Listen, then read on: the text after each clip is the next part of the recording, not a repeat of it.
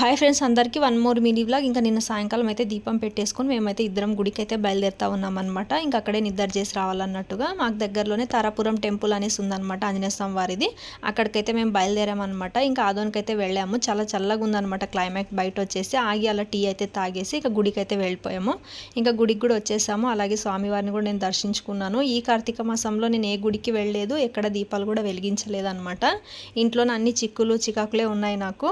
ఇంకా ఇప్పుడైతే మంచిగా ఉందన్నమాట. అందుకే ఇంకా తలుచుకొని వెళ్ళిపోయాను. అలాగే స్వామివారి దగ్గర 5 దీపాలు అయితే పెట్టేసి ఇంక అక్కడే పడుకొని పొద్దునైతే వచ్చామన్నమాట రిటర్ను.